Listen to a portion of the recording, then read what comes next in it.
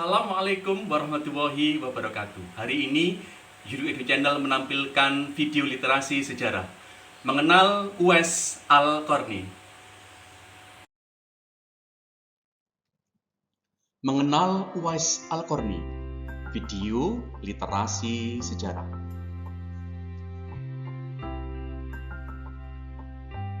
Al-Kisah, pada zaman Rasulullah SAW, di negeri Yaman tinggallah seorang pemuda yang bernama Uwais Al-Qarni yang berpenyakit sopak, yaitu penyakit kulit yang menyebabkan belang-belang di tangan dan kaki atau bagian tubuh yang lain. Penyakit ini saat ini dikenal dengan penyakit vitiligo, walau keduanya agak berbeda. Walau banyak terdapat belang-belang di beberapa bagian tubuh dan tangannya, Uwais adalah pemuda soleh dan berbakti kepada ibunya yang sudah tua, buta, dan lumpuh.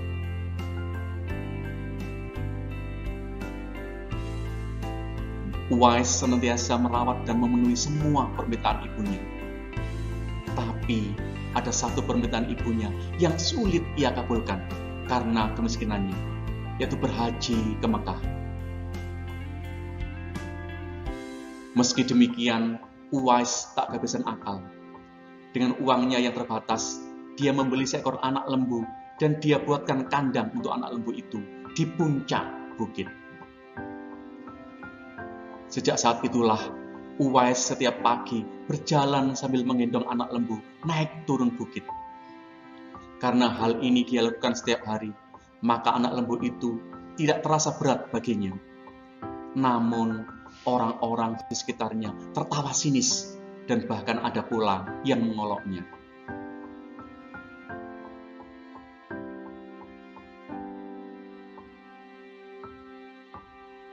Setelah 8 bulan berlalu, berat anak lembu itu menjadi sekitar 100 kg dan musim haji pun semakin dekat. Seiring dengan itu, otot-otot Uwais juga semakin membesar dan sangat kuat. Dia menjadi kuat mengangkat barang-barang, sehingga orang-orang mengira maksud Uwais menggendong anak lembu setiap hari adalah agar kuat mengangkat barang yang banyak.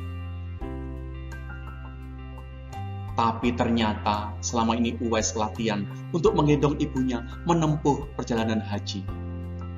Ketika musim haji tiba, dia pun menempuh jarak sekitar 1000 km itu dengan berjalan menggendong ibunya. Subhanallah, alangkah besarnya bakti dan cinta Uwais kepada ibunya. Ia rela menempuh perjalanan jauh dan sulit demi memenuhi keinginan ibunya. Secara logika, jarak antara Yaman ke Mekah sungguh tidak mungkin ditempuh dengan berjalan kaki. Namun Uwais berjalan dengan tegap menggendong ibunya yang lumpuh itu. Demikian juga ketika tawaf mengelilingi Ka'bah dan melaksanakan sa'i.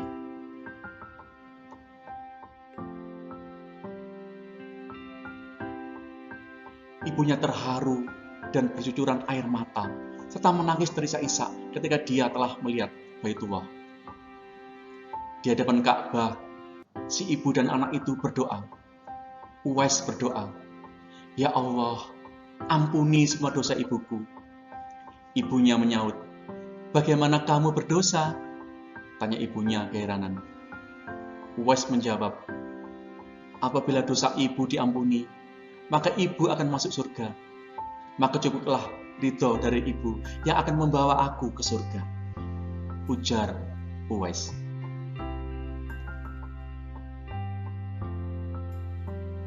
Subhanallah, ternyata itulah keinginan Uwais yang tulus dan penuh cinta. Allah pun memberikan karunia-Nya. Seketika itu juga Uwais sembuh dari penyakit sopaknya. Yang tertinggal hanyalah satu bulatan putih di punggung tangannya. Sebagian ulama mengatakan di tengkuknya, wallahu alam. Ternyata sisa penyakit sopak yang tinggal satu bulatan uang dirham ini adalah hikmah yang tersimpan. Itulah tanda untuk Umar bin Khattab dan Ali bin Abi Thalib, dua sahabat utama Rasulullah, untuk mengenali Uwais suatu hari nanti. Rasulullah berpesan agar mereka berdua mencari Uwais di sekitar Ka'bah.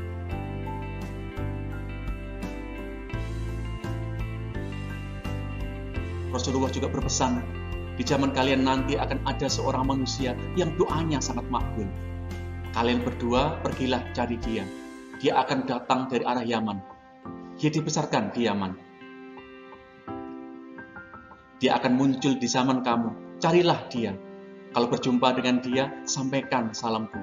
Dan mintalah tolong agar dia berdoa untuk kalian berdua.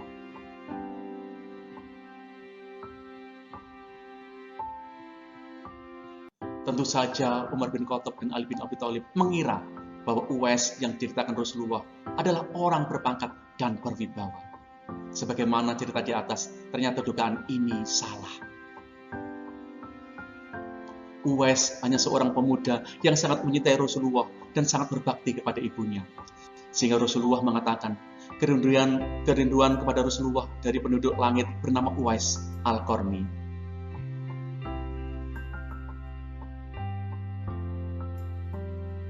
Kecintaan Uwais Al-Qarni pun akhirnya membawanya kepada Rasulullah.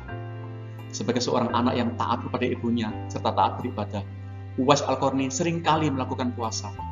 Apabila malam tiba, dia selalu berdoa memohon petunjuk pada Allah. Betapa sedih hati Uwais setiap kali melihat tetangganya kembali dari Madinah dan bercerita telah bertemu Nabi Muhammad, Rasul kita. Sementara dia hanya bisa berangan-angan dan belum pernah bertemu Rasulullah.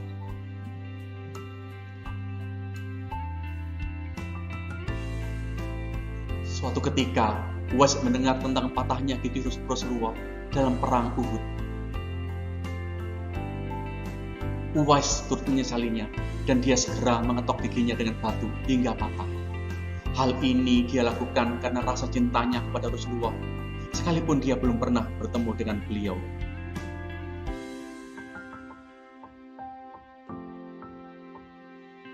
Hari demi hari berlalu, dan kerinduan Uwais untuk menemui Nabi Muhammad semakin mendalam. Hatinya selalu bertanya-tanya, kapankah ia dapat bertemu Nabi Muhammad dan memandang wajah beliau dari dekat. Dia rindu mendengar suara Nabi karena kerinduan dan imannya. Bukankah dia mempunyai seorang ibu yang telah tua renta, buta, dan lumpuh? Lantas bagaimana mungkin dia tega meninggalkan ibunya dalam keadaan yang demikian? Hati Uwais jadi semakin gelisah. Baik siang maupun malam, pikirannya diliputi perasaan rindu, ingin memandang wajah Nabi Muhammad.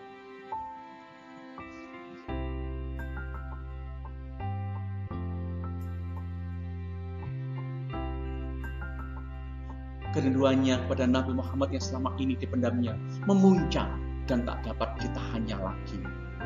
Maka dia mendekati ibunya, mengeluarkan isi hatinya, dan mohon izin kepada ibunya agar ia diperkenankan pergi menemui Rasulullah di Madinah.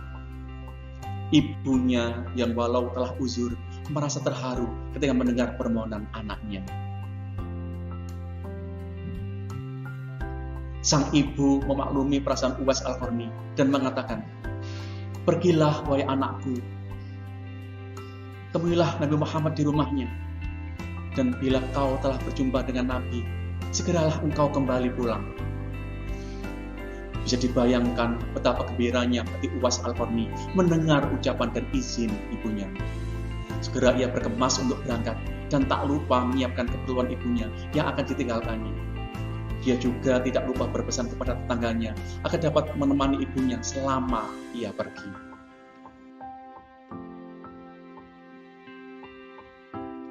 Setelah berpamitan dan menyium ibunya, Uwais Al-Qarni berangkat menuju Madinah, rumah Rasulullah.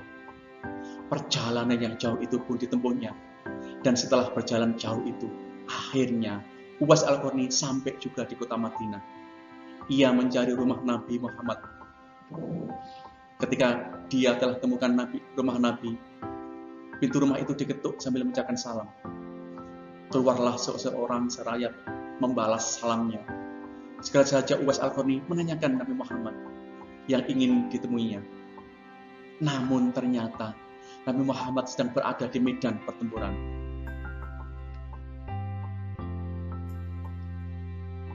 Uwais Al-Qarni hanya dapat bertemu dengan Aisyah, istri Nabi. Alangkah kecewanya hati Uwais. Dari jauh dia datang hanya untuk bertemu langsung dengan Nabi Muhammad. Ternyata Nabi tidak dapat dijumpainya. hatinya bergejolak dan ingin menunggu kedatangan Nabi Muhammad. Namun pesan ibunya yang sudah tua dan sakit-sakitan itu mengiang memanggil agar dia cepat kembali pulang ke Yaman.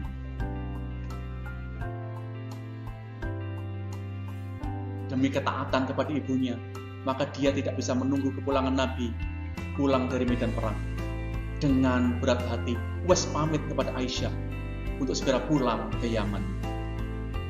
Dia hanya menitipkan salam untuk Nabi Muhammad. Setelah itu Uwais mulai mengenyamkan langkahnya dengan perasaan haru biru.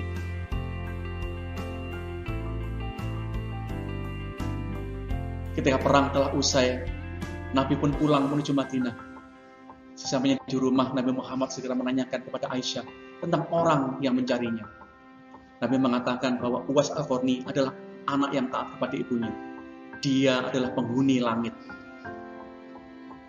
Mendengar perkataan Nabi, Aisyah dan para sahabat tertegun.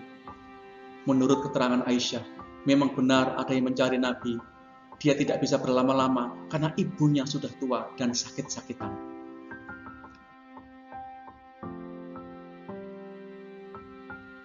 Rasulullah melanjutkan tentang Uwais Al-Qarni, si penghuni langit itu.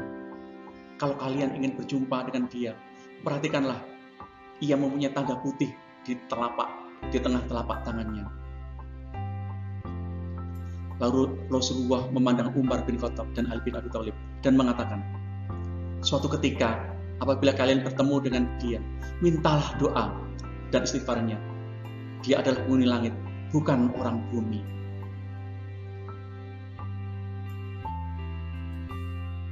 Seiring waktu yang terus berjalan dan berlalu, Rasulullah pun wafat. Abu Bakar As-Siddiq dicapuk menjadi khalifah, menggantikan tugas Nabi Muhammad memimpin pemerintahan.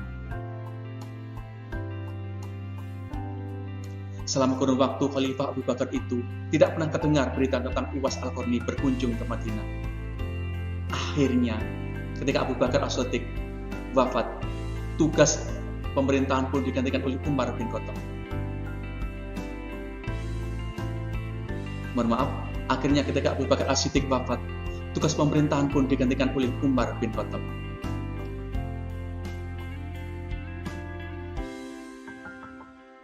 Suatu ketika, Amirul Mukminin Umar bin Khattab teringat akan sabda Rasulullah tentang Uwais Al-Qarni, si penghuni langit itu. Beliau segera mengingatkan kembali sabda Rasulullah dulu kepada sahabatnya Ali bin Abi Thalib. Maka sejak saat itu, setiap ada kafilah atau kabilah yang datang dari Yaman, Amirul Mukminin Umar bin Khattab dan selalu menanyakan tentang Uwais Al-Qarni, si fakir yang bekerja sebagai pengembala domba dan unta itu.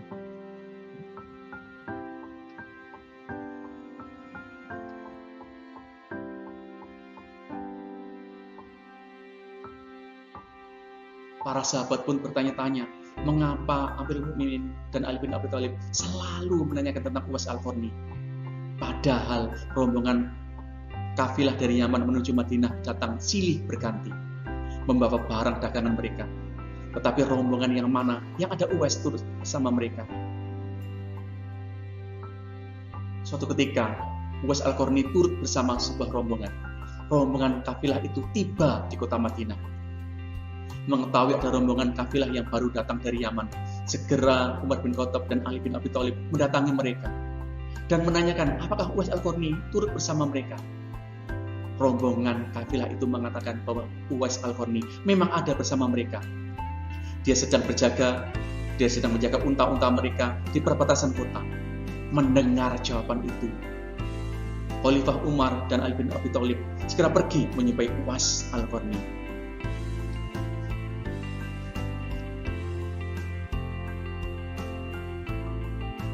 Sampainya di kemah di mana Uwais berada, Khalifah Umar dan Ali bin Abi Thalib memberi salam. Ternyata Uwais Al-Qarni sedang sholat. Seusai sholat, Uwais baru menjawab salam Khalifah Umar dan Ali bin Abi Thalib sambil mendekat kepada mereka dan mengelurkan tangan untuk bersalaman.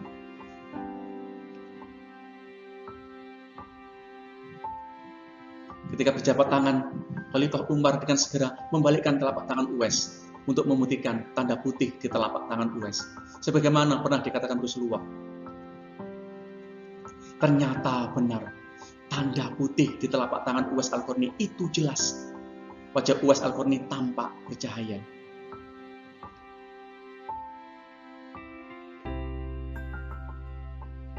Betul sebagaimana sabda Rasulullah bahwa dia adalah penghuni langit.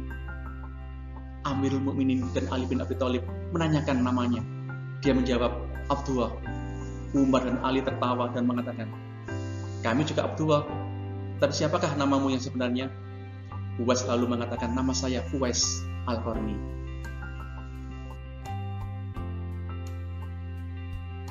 Dalam percakapan mereka bertiga, diketahui bahwa ibu Uwais Al-Qarni telah meninggal dunia.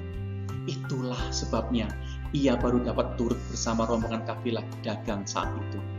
Pada akhirnya, Amirul Mukminin Umar bin Khattab dan Ali bin Abi Thalib memohon agar Uwais membacakan doa dan istighfarnya untuk mereka. Uwais enggan dan dia berkata kepada mereka, sayalah yang harus meminta doa dari kalian. Karena didesak Umar dan Ali, Uwais Al-Qarni akhirnya mengangkat tangan, berdoa dan membacakan istighfar. Lantas Khalifah Umar bermaksud hendak menyumbangkan uang dari Baitul Mal kepada Uwais untuk jaminan hidupnya. Namun Uwais menolak.